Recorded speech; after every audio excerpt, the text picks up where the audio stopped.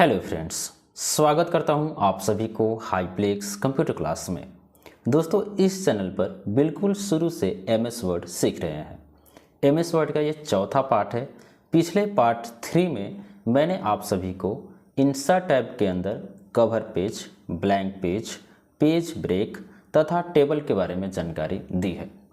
दोस्तों, insert tab के अंदर कुछ टूल ऐसे हैं जो ज़्यादा इम्पोर्टेंट है। पहला टूल है टेबल, दूसरा पिक्चर, तीसरा शेप्स, चौथा चार्ट और पांचवें की बात करें इधर तो आपको मिल जाता है इक्वेशन।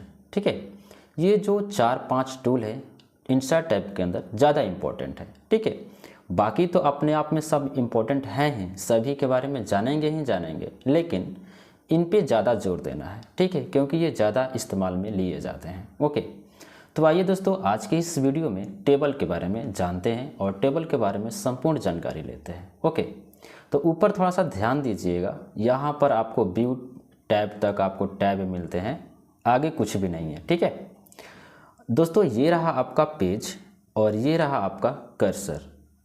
कर्सर का जहाँ पोजीशन है वहीं से टेबल बनना शुरू होगा। आप चाहें तो कर्सर को आप दाएं बाएं कर सकते हैं। यहाँ से ये जो आपको अलाइनमेंट मिलता है मार्जिन स्केल, आप इधर दाएं बाएं कर सकते हैं। इधर से भी आप कर्सर की पोजीशन को चेंज कर सकते हैं। ओके, तो फिलहाल के लिए कर्सर यहीं पर रहने देते हैं और टेबल क्रिएट करना शुरू करते हैं। तो जैसे ही आप टेबल पे क्लिक करेंगे तो देखिए इतने सारे बॉक्स मिलते हैं। ध्यान ये दीजिएगा कि आप लेफ़्ट टू राइट जब चलिएगा तो इसको बोला जाता है कॉलम, और नीचे आप आइएगा तो इसको बोला जाता है रो। ठीक है, तो अभी हम पहले बॉक्स पे हैं, तो अभी हमारे पास एक ही कॉलम और एक ही रो सिलेक्टेड है। अभी आप पेज पे देख सकते हो। जस्ट हम दाएं साइड में बढ़ते हैं तो 2 कॉलम हो गया, 3 कॉलम हुआ, 4 कॉलम हुआ, 5 कॉलम हुआ। तो हमारे पास अभी 5 कॉलम है और एक ही रो है। ठीक है, जस्ट हम नीचे आते हैं तो 2 रो हुआ, 3 रो, 4 रो, 5 रो। तो अभी हमारे पास टेबल हुआ 5 रो और 5 कॉलम की। ठीक है, जैसे यहाँ पे 1 column, 2 column, 3 column, 4 column, 5 column. Row कितने हुए? तो 1 रो, 2 रो, 3 रो, 4 रो और 5 रो। ओके, इस प्रकार से हमारा टेबल क्रिएट हो चुका है। जैसे ही मैंने टेबल क्रिएट किया तो यहाँ पे देखिए व्यू टैब के आगे 2 टैब और आ गए, डिजाइन और लेआउट। अब ये जो डिजाइन और लेआउट आया है, इन टेबल को सजाने के लिए आया है। इन टेबल में क्या आपको एडिटिंग करनी है, क्या चीज़ों को बढ़ाना है, घटाना है, कलर करना है, वो चीज़ें आप इस टैब के अंदर जाके कर सकते हैं। ठीक है, तो दोस्तों सबसे पहले डिज़ाइन टैब के बारे में जानेंगे, तब उसके बाद लेआउट टैब के बारे में जानेंगे। तो डिज़ाइन टैब सीखने से पहले हम इस टेबल के अंदर कुछ लिख लेते हैं, तब उसके बाद में आपको समझाते हैं। तो देखिए यहाँ पर आपका कर्सर है पहले बॉक्स में, तो इस बॉक्स का नाम है सेल। ठीक है, यहाँ पे 1 cell, 2 cell, 3 cell, 4 cell, 5 cell, यानी कि एक कॉलम के अंदर आपको 5 सेल मिल रहे हैं। ओके, तो ऐसे करके यहाँ पर 5 कॉलम है तो 25 सेल हो जाएंगे। तो पहले सेल पे आपको आना है, कर्सर इसके अंदर रखना है और यहाँ पर जो भी आप डॉक्यूमेंट बनाना चाहते हैं लिख सकते हैं। तो फिलहाल कि मैं यहाँ पर लिखता हूँ सीरियल नंबर। ओके, जस्ट आप दूसरे सेल में जाना चाहते हैं तो आप टैब बटन दबाइए, दूसरे सेल में आगे आप बढ़ जाइएगा। ओके, तो जस्ट आप यहाँ पे लिखिए कस्टमर नेम। ओके, तो कस्टमर नेम यहाँ पे दे दिया मैंने। ओके, जस्ट आपको टैब बटन करना है और यहाँ पे तीसरे सेल में लिखना है अकाउंट नंबर, मैंने इस प्रकार से लिख दिया। देन उसके बाद में अगला में लिखना है IFSC कोड, तो यहाँ पे मैंने लिखा IFSC कोड। तीसरे में आप कुछ और लिखना चाहते हैं तो लिख सकते हैं। तो फिलहाल के लिए मैं यहाँ पे लिख देता हूँ अमाउंट। ओके, तो मैं यहाँ पे लिखा अमाउंट। ओके, इस प्रकार से चीज़ों को मैंने लिखा। जस्ट आप यहाँ पे कर्सर को प्रेस कीजिए, यहाँ पे लाइए और यहाँ पे 1, आप डाउन एरो से नीचे आइए, 2 और 3, यहाँ पे 4। ठीक है, तो मैंने 4 यहाँ पे कर दिया। तो फिलहाल के लिए जो भी मैंने यहाँ पे सीरियल नंबर दिया है तो ये खाली स्पेस बच गया। मुझे तो ये खाली जो चीज़ें हैं वो तो वेस्ट जाएगा ना, तो आप क्या करो, इस लाइन को थोड़ा सा आप इधर खिसका दो। ओके, इस प्रकार से खिसक भी जाता है। जस्ट ये खाली स्पेस बच गया ज़्यादा कस्टमर नेम के अंदर, तो ये सही है। देन उसके बाद में आप जानकारी लेना इधर से शुरू करते हैं।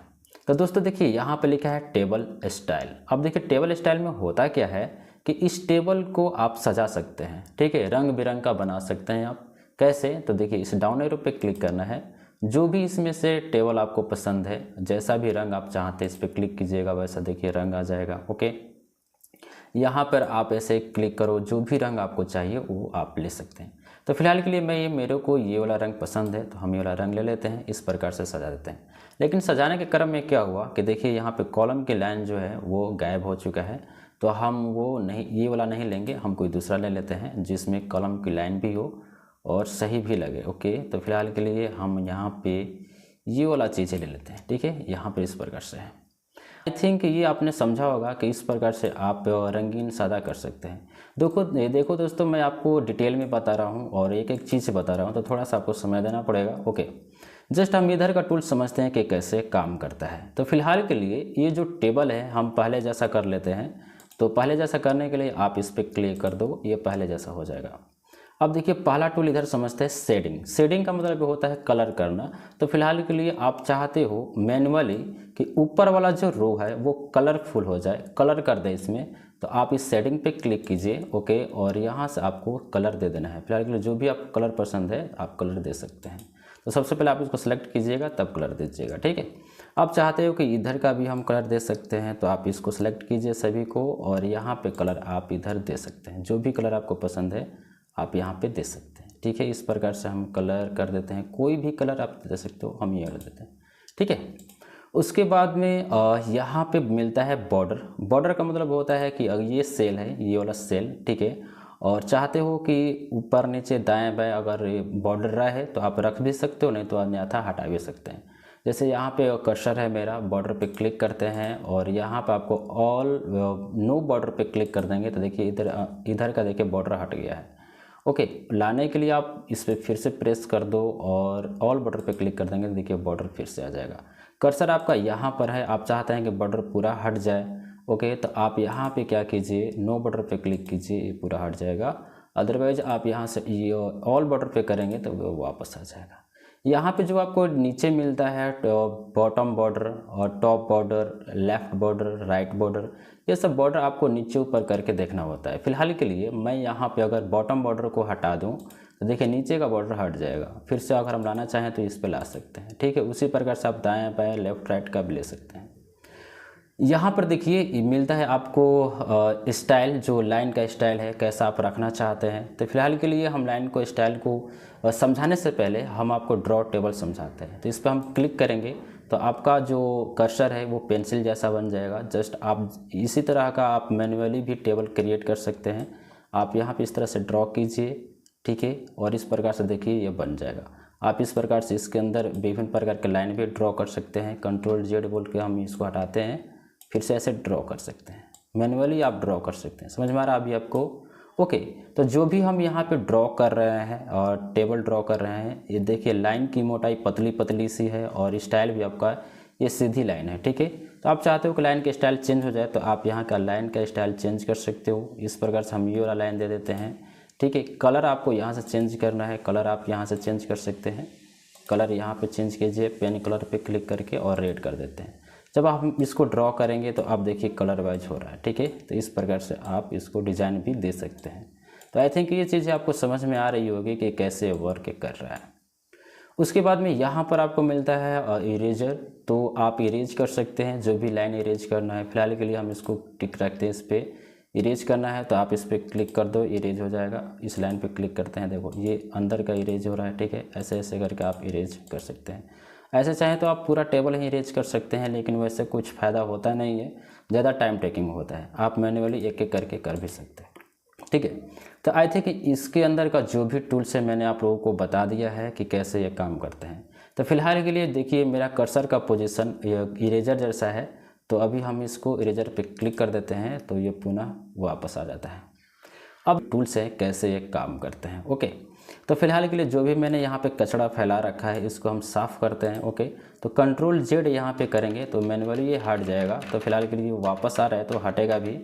Okay, control Z control Z control Z, ये हट चुका है। ओके, जस्ट यहाँ पे लेआउट की बारी है अब। तो यहाँ पे मिलता है आपको सिलेक्ट। जब आप इस पर क्लिक करेंगे तो क्लिक करने के बाद में जब इसके अंदर 4 ऑप्शन ओपन होते हैं तो यहाँ पे मिलता है सेलेक्ट सेल। तो आपका जो कर्सर का पोजीशन है जिस सेल के अंदर है, ठीक है, वो सेल सेलेक्ट हो जाएगा। फिलहाल के लिए इस पर क्लिक करते हैं, सेलेक्ट सेल पे क्लिक करते हैं, देखो सेलेक्ट हो चुका है। जस्ट आप चाहते हो कि ये पूरा का नीचे का जो रो है सेलेक्ट हो जाए, यहाँ से लेकर यहाँ तक, तो आप यहाँ पे सेलेक्ट रो पे क्लिक कीजिए, ये पूरा का पूरा सेलेक्ट हो जाएगा। जस्ट आप चाहते हैं कि ये जो मेरा कर्सर है इस कॉलम के अंदर पूरा का पूरा कॉलम सेलेक्ट हो जाए, ये वाला कॉलम, तो आप इस कंडीशन में सेलेक्ट कॉलम पे क्लिक कीजिए, पूरा सेलेक्ट हो जाएगा। जस्ट यहाँ पे मिलता है सेलेक्ट टेबल, आप पूरा टेबल ही सेलेक्ट करना चाहते हैं तो आप सेलेक्ट टेबल पे क्लिक कीजिए, पूरा टेबल ही सेलेक्ट हो जाएगा। ओके, आई थिंक इसको पता चल गया होगा कि कैसे ये इसके अंदर काम करता है। यहाँ पे मिलता है आपको व्यू ग्रिड लाइन, तो ये टेबल जो है ग्रिड लाइन की जैसा ही है, इसका कोई वर्क नहीं है कुछ खास, ठीक है। अगर वर्क रहता है तो हम आपको बता दिया करेंगे। ओके, यहाँ पर आपको मिलता है प्रॉपर्टीज, जब आप इस पर क्लिक करेंगे तो टेबल की प्रॉपर्टीज ओपन होगी। यहाँ पर टेबल का जो पोजीशन है वो शो करता है, रो की पोजीशन, कॉलम की पोजीशन, सेल की पोजीशन, और टॉप में है और सेंटर में है, वो चीज़ें आप सेंटर में भी कर सकते हैं। वो अगर हम देखो आगे हम समझाएंगे आपको कैसे काम करते हैं, आगे ये टूल मिल जाएगा। ओके, ये आगे टूल मिल जाएगा। यहाँ पर नेक्स्ट टूल जो आपको मिलता है डिलीट का, अगर आप टेबल को डिलीट करना चाहते हैं तो टेबल को डिलीट भी कर सकते हैं। अदरवाइज आप चाहते हैं कि मैन्युअली एक एक करके हम डिलीट करें तो आप एक एक करके भी डिलीट किया जा सकता है। आप चाहते हैं कि नीचे वाला जो रो है ये डिलीट हो जाए, उस कंडीशन में आप नीचे वाले रो में किसी में भी सेलेक्ट कीजिए, किसी में भी कर्सर को रखिए, ये पूरा का पूरा यहाँ तक रो ही आएगा, ठीक है। और यहाँ पे आपको डिलीट पे क्लिक करना है और यहाँ पे पहला ऑप्शन मिलता है डिलीट सेल, नीचे मिलता है डिलीट कॉलम, नीचे मिल रहा है 3 नंबर पर डिलीट रो। और जब आप इस पर क्लिक करेंगे देखिए नीचे का पूरा 4 जो रो था वो डिलीट हो चुका है, ठीक है। देन उसके बाद में अगर वो आप वापस लाना चाहते हैं तो Ctrl+Z बटन प्रेस कीजिए, वापस आ जाता है। फिर उसके बाद में आप चाहते हैं कि अमाउंट वाला पूरा का पूरा कॉलम जो है वो डिलीट हो जाए, तो आप यहाँ पे लेआउट के अंदर फिर से आइए, डिलीट पे क्लिक करो और यहाँ पे मिलता है डिलीट कॉलम, आप इस पर क्लिक कर देंगे, देखिए पूरा का पूरा अमाउंट वाला कॉलम डिलीट हो चुका है। जस्ट हम इसको वापस ला देते हैं Ctrl+Z से। ओके, वापस आ गया। यहाँ पर देखिए फिर से हम अगला वाला ऑप्शन समझ लेते हैं डिलीट सेल के बारे में। तो फिलहाल के लिए आप चाहते हो कि ये वाला सेल डिलीट हो जाए, 2 वाला, ठीक है, मैन्युअली सिर्फ इसी को डिलीट करना है। ओके, तो आप उस कंडीशन में डिलीट सेल पे केवल क्लिक कीजिए और ये सेल डिलीट हो जाएगा। तो फिलहाल के लिए डिलीट होने से पहले ये हमसे कुछ परमिशन पूछ रहा है, मांग रहा है कि अगर आप डिलीट करेंगे तो आपका जो ये सेल यहाँ पे जो था दूसरा क्या होगा। तो उस कंडीशन में आपको करना क्या है कि जो पहला ऑप्शन से शिफ्ट सेल लेफ़्ट, आपका जो ये दूसरा वाला ये बगल वाला जो सेल है वो लेफ़्ट में शिफ्ट हो जाएगा। तो फिलहाल के लिए मैं यहाँ पे ओके पे क्लिक करता हूँ, तो देखो ये उधर जो सेल था दूसरे वाला वो पहले के स्थान पे आ चुका है और देखिए इधर से भी खिसक गया है, ठीक है, अंदर चला गया है, धंस गया है अंदर, ठीक है। आई थिंक ये समझ रहे होंगे कि सेल डिलीट से क्या होता है। मैनुअली आपको पूरा का पूरा टेबल ही डिलीट करना है तो आप कर सकते हैं। तो फिलहाल के लिए मैं यहाँ पे Ctrl+Z बटन दबाता हूँ, वापस आ जाता हूँ। पूरा का पूरा टेबल ही डिलीट करना है तो उस कंडीशन में आप टेबल डिलीट पे क्लिक करो और डिलीट टेबल पे क्लिक कर दो, तो पूरा का पूरा टेबल ही डिलीट हो जाता है, ठीक है। ओके, उसके बाद में वापस लाना चाहते हैं तो Ctrl+Z बटन प्रेस कीजिए, आप वापस ये आ जाता है। अब यहाँ तक कोई दिक्कत है? नो दिक्कत। अब आगे के टूल समझते हैं। तो दोस्तों यहाँ पर है इंसर्ट एबव। इंसर्ट एबव का मतलब ये होता है कि आप एक रो और इंसर्ट कर सकते हैं।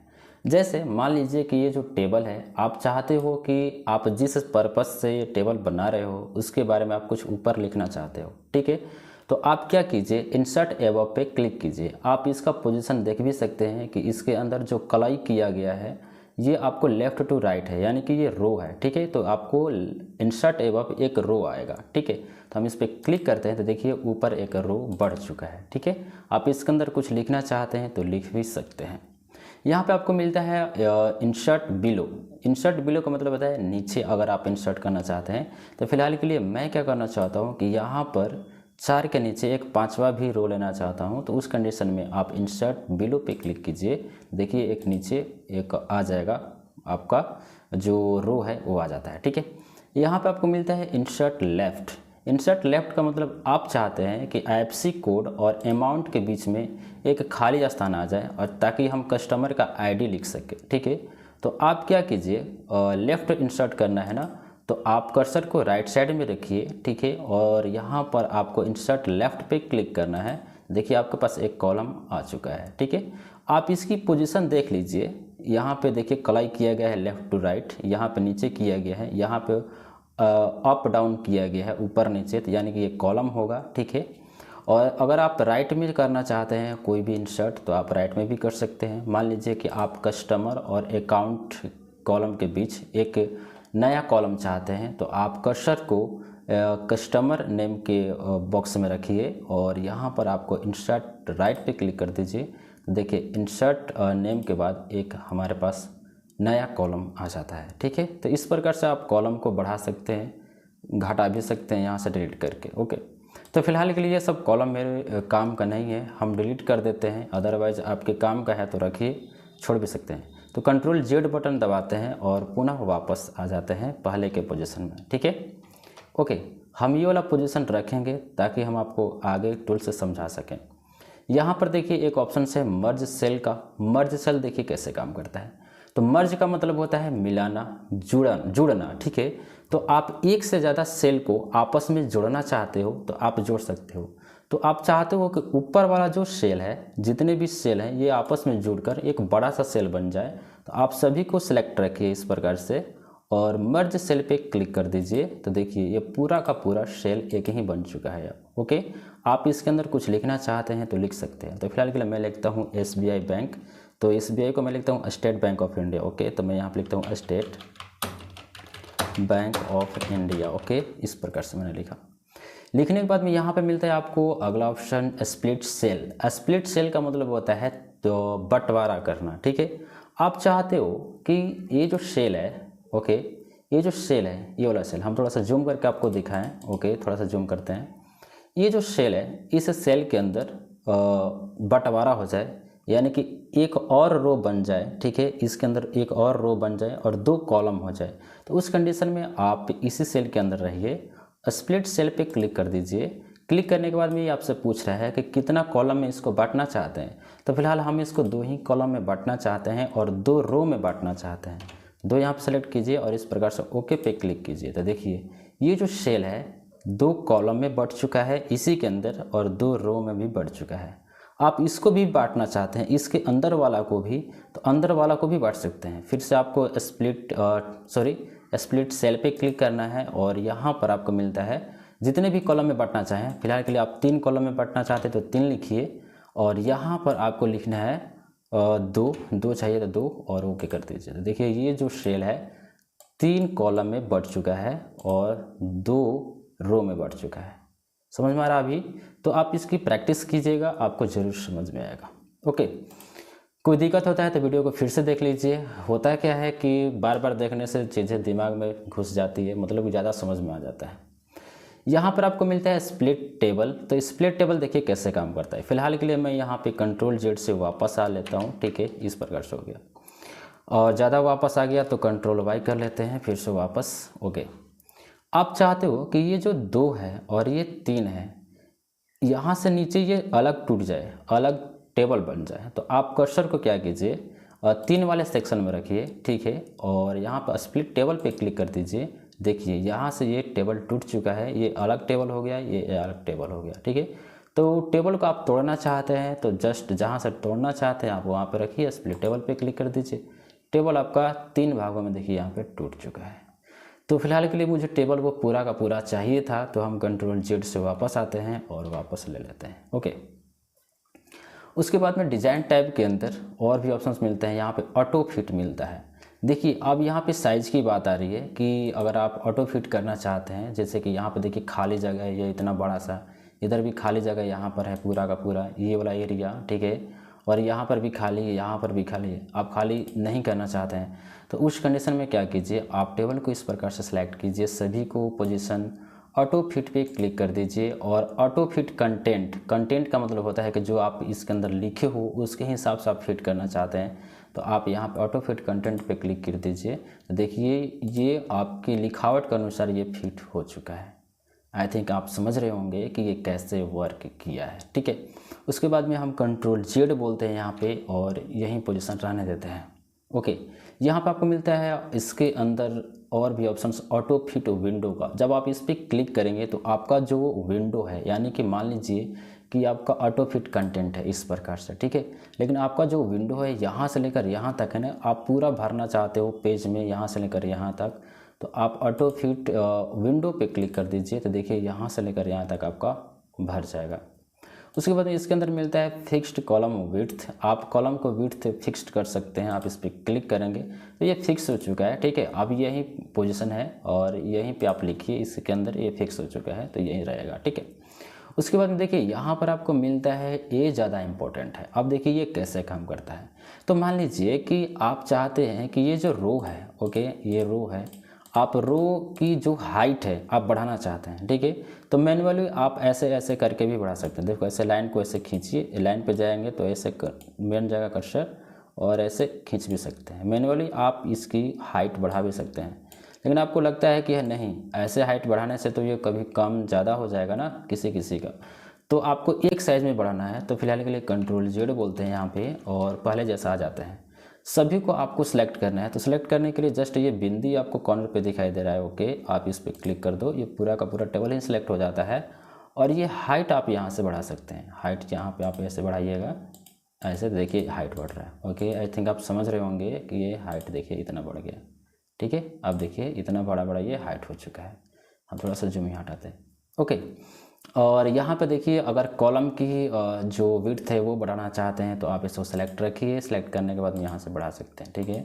अब यहाँ से देखिए पूरा का पूरा शुरुआत में पूरा का पूरा छोटा हुआ, फिर आप धीरे धीरे ये बढ़ेगा, ओके। और ये देखिए बढ़ चुका है। उसके बाद में यहाँ पर आपको मिलता है, देखिए नीचे का जो पोजीशन है ये वाला, ओके। और ये देखिए कैसे काम करता है। मान लीजिए कि ये जो मैंने लिखा है या टेबल के अंदर, ओके, और आप चाहते हैं कि ये बीच में लिखा है, ठीक है, ये बीच में आना चाहिए। तो उस कंडीशन में आप ये बीच वाला जो है इस पर क्लिक कर दीजिए, देखिए बीच में आ जाएगा। जस्ट आप ये ऊपर वाला कॉर्नर वाला करेंगे तो कॉर्नर में चला जाएगा। जस्ट ये नीचे आ जाएगा, डाउन आ जाएगा। फिर ये नीचे आपको लेफ्ट साइड में नीचे चाहिए तो लेफ्ट साइड में नीचे, अप साइड में ऊपर जा जाएगा, ठीक है। इस प्रकार से नीचे ऊपर नहीं कर सकते हैं। तो आई थिंक ये चीज़ें आप समझ पा रहे होंगे कि कैसे काम कर रहा है, ठीक है। आप यहाँ पर देखिए नेक्स्ट टूल मिलता है, इसको हम बीच में रखते हैं।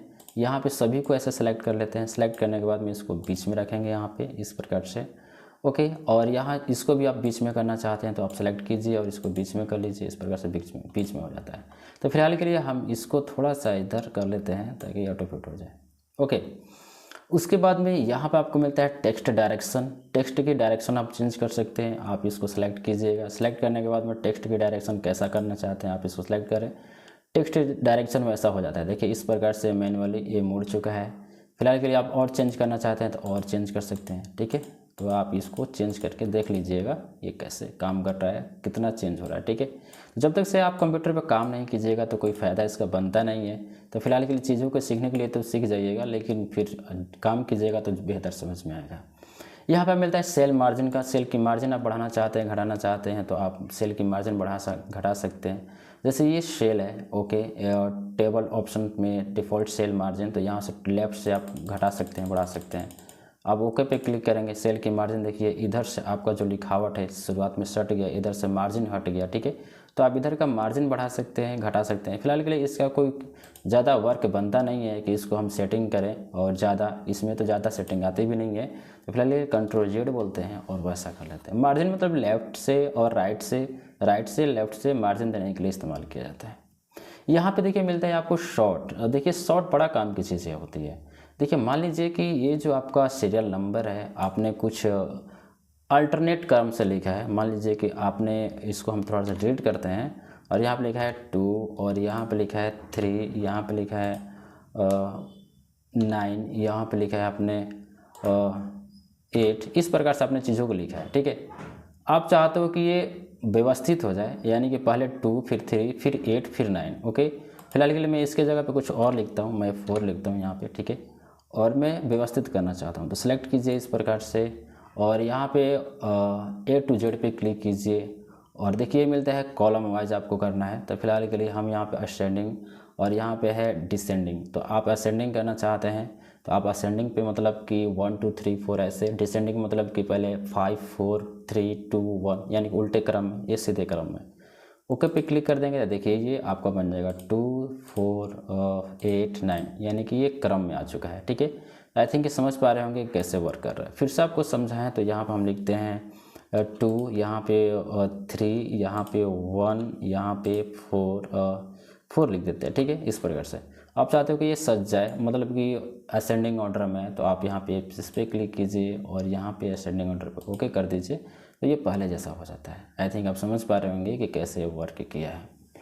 ओके, उसके बाद में अगर आपको लगता है कि और भी मेरे को कलम ज़्यादा लेना है तो आप ले सकते हैं। कर्सर को आप यहाँ पे रखिए नीचे वाले पोजीशन में और यहाँ पे आपको इंटर बटन दबाना है, तो देखिए ये बढ़ रहा है। ठीक है, तो फिलहाल के लिए मैं ज़्यादा हूँ, यहाँ से ले लेता हूँ। ठीक है, ये सब कलम हम इसको ये रिपीट करा देते हैं इस तरह से।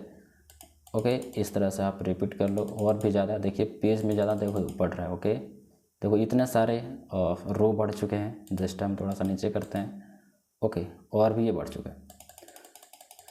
तो फिलहाल के लिए हम इसको बड़ा इसलिए किए ताकि आप चीज़ों आगे की चीज़ें हम आपको समझा सकें। ठीक है, ओके, यहाँ पे एक टूल मिलता है रिपीट हेडर रो। जब आप इस पर क्लिक करेंगे रिपीट हेडर रो पे, तो आपका जो डॉक्यूमेंट है जब आप प्रिंट करेंगे तो प्रत्येक पेज पे आपका जो हेडिंग है वो सामने ऊपर आएगा। ठीक है, ये जो हेडिंग है, तो इसलिए इसको टिक रखिए। जब आपको मल्टीपल पेज आपको ऐसे प्रकार के, देखो ये पहले पेज पे भी है, दूसरे पेज पे भी है।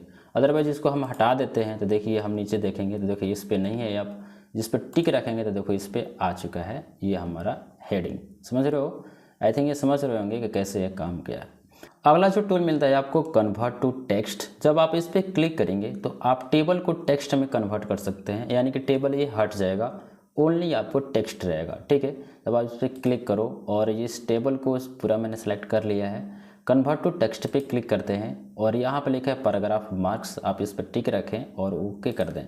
तो आपका जो भी है टेक्स्ट जो है वो टेबल जो है टेक्स्ट में कन्वर्ट हो चुका है और ये पैराग्राफ के अनुसार आया है। एक ऊपर वाला, फिर नीचे, फिर नीचे, फिर नीचे, नीचे ऐसे करके आया है। ठीक है, अदरवाइज आप चाहते हैं कि ये ऐसा ना है, आप चाहते हो कि दूसरे स्टाइल में है, तो आप फिर से इस पर क्लिक कीजिए और टैब्स पे या किसी भी टैब्स पे भी क्लिक कर देते हैं तो ओके करते हैं। अब यहाँ पे देखिए टैब्स में इस प्रकार से आ रहा है, यानी कि लाइनिंग यहाँ पे हट चुके हैं और जो भी मेरा टेबल का पोजीशन था यहाँ पर है account, customer name, account number, IFSC code, amount, ये सब चीज़ें हमारी मौजूद है। ओके, यहाँ पर चीज़ों को हम आगे देखें लेआउट के अंदर तो यहाँ पे मिलता है फार्मूलाज। आप इस पर क्लिक करेंगे तो आपको फार्मूला मिलते हैं।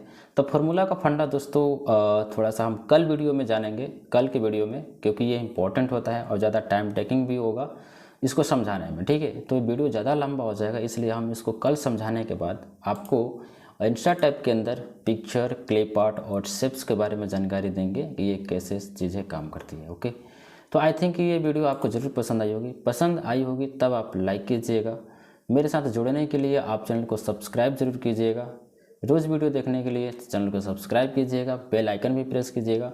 मिलते हैं अगले वीडियो में, तब तक के लिए बहुत बहुत धन्यवाद।